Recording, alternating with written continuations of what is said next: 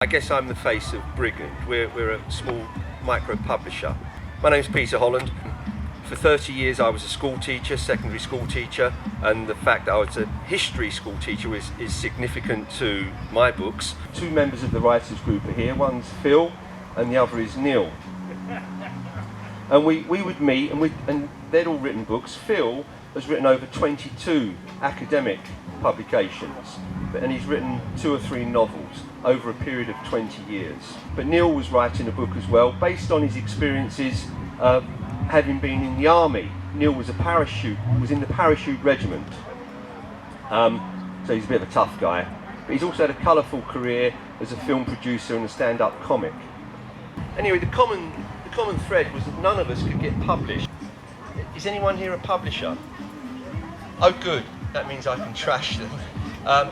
Because it's a dreadful industry. It's full of snobbery. So they can have you hanging for years, hoping that they might publish a book. And of course, the most famous anecdote to support that is J.K. Rowling was turned down 14 or 17 times by publishers. So what did they know? And so I'm going to introduce you. 4 authors are, in order, Elizabeth Wilde McCormick. She's a very respected psychotherapist and a successful writer already of psychotherapy books. Second writer will be Alan Peppitt, and Alan's just retired from full-time teaching. Then we've got Philip Chew, or should I say Professor Philip Chew. Phil's been a professor of English literature at Brunel University and other universities for a number of years. And then we'll finish with Neil. He's moving around filming, but he'll have to put that down when he reads. And his book is about soldiers who have come back from Afghanistan and coping with life in London. I didn't mention my books, of course. My books are historical fiction.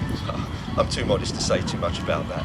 Starts off with asking Elizabeth to come up. My son who's here said to me, "Mum, you're going to be a Brigand babe." So I'm very happy with being a Brigand babe, and I feel very lucky to have met you. And so that form has always intrigued me. How to write a good novel, how to make it work, and I've done loads and loads of novel writing courses. So one of the questions is, what creates change? And what can people change? And the difference between people who don't change and can change. What is it that changes? And this is what I hope to illustrate in the Dr. Max trilogy.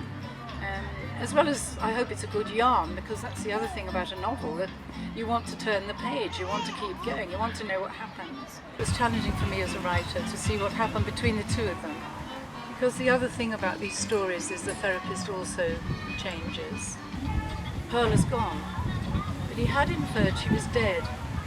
She was alive. Thank God he finds himself thinking, I could have done worse. But then I've scared the living daylights out of her. Probably she'll never look at me again. She was gone.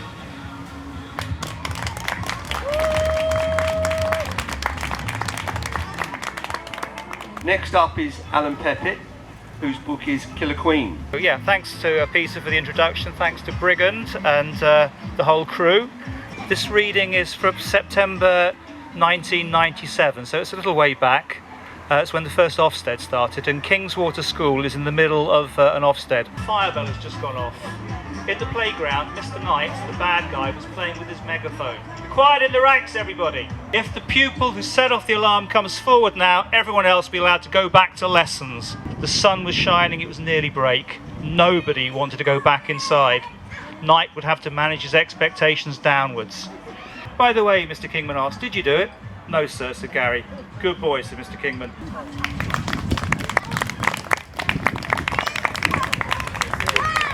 Can you hear me? Yeah, okay.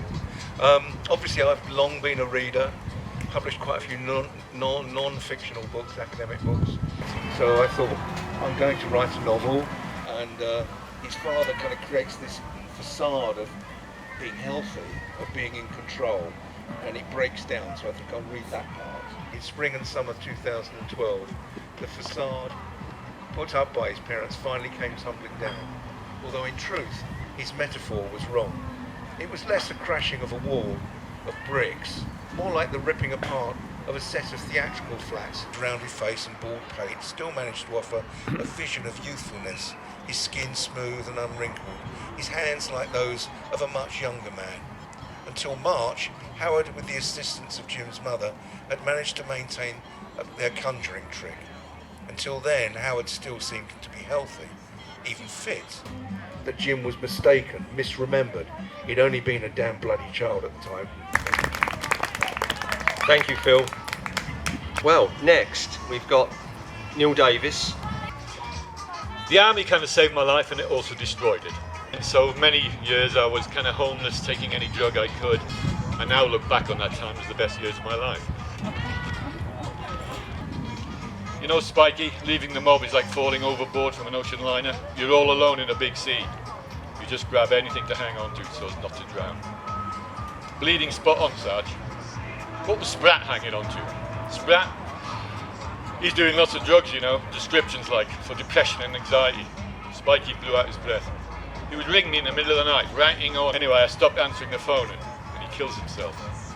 Thank you. Anyway, are there any questions that you'd like to put to our authors? And the lady asked, do we deal with agents? We've had no dealings with agents yet. We'd be quite happy to, but then we're quite happy to deal straight with the authors.